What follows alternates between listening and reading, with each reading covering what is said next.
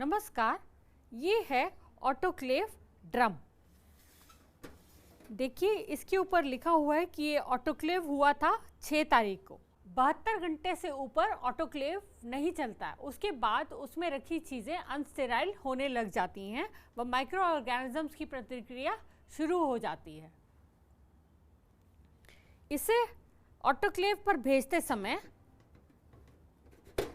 इसकी खिड़की को यूँ खोल दिया जाता है ताकि ऑटोक्लेव का धुआं अंदर से बाहर से अंदर की ओर अच्छे से प्रतिष्ठित हो सके।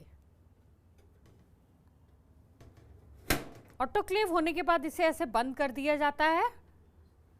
ये है स्टेराइल गॉज पैकेट। इसके ऊपर भी ऑटोक्लेव की तिथि लिखी जाती है ताकि हमें पता रहे कि 72 घंटे के अंदर अंदर इसे इस्तेमाल करना चाहिए।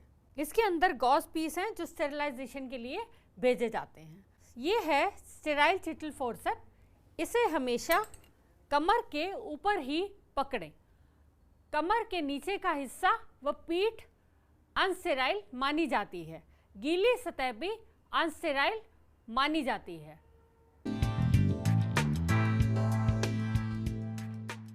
अब मैं आपको बताऊंगी कि स्टेराइल चीज़ों को एक जगह से दूसरी जगह कैसे ट्रांसफ़र किया जाता है। अब हम जानेंगे स्टेराइल गॉज पीसेस को ट्रांसफ़र करने का तरीका। सबसे पहले फ्लैप को ऊपर से पकड़कर खोलिए,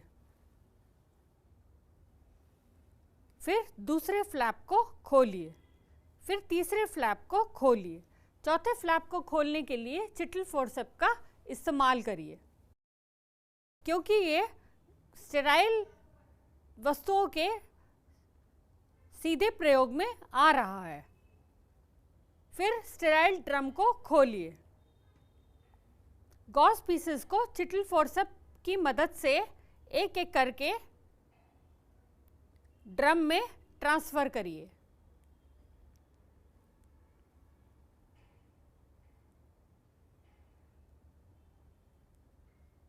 चिटल फोर्सेप्स को वापस बोतल में डाल दीजिए व ड्रम को सुरक्षित तरीके से दोबारा से बंद कर दीजिए।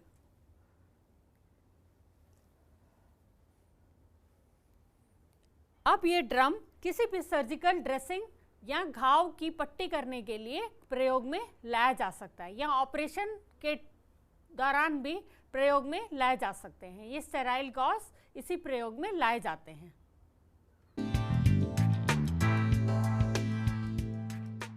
अब हम आपको बताएंगे कि स्टेराइल गॉज को कैसे काटा जाता है और कैसे क्लीन गॉज को गॉज पैकेट बनाकर डेट इत्यादि लिखकर, डेट ऑफ पैकेजिंग लिखकर ऑटोक्लेविंग के लिए भेजा जाता है। गॉज को काटने के बाद उसे चारों ओर से भीतर की ओर मोड़ें। 1, 2, 3, 4, 5 और 6 भागों में इस प्रकार फोल्ड कीजिए।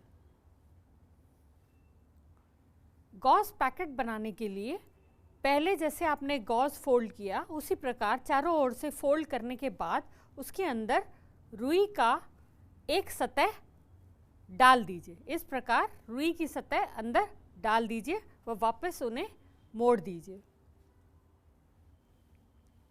ये है गॉज पैड। अब इस प्रकार कई सारे गॉज व गॉज पैड बना के एक ट्रे में तैयार रखिए। फिर एक हरी शीट को एक खुली सतह पर बिछा लीजिए व सारे कटे हुए गॉज व गॉज पैड उस पर इकट्ठा कर लीजिए व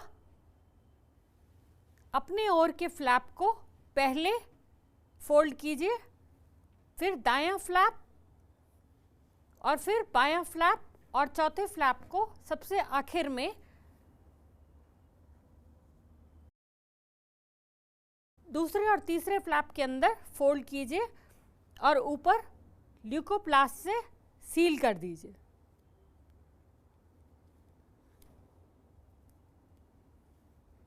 ऊपर एक लेबल अवश्य लगाएं।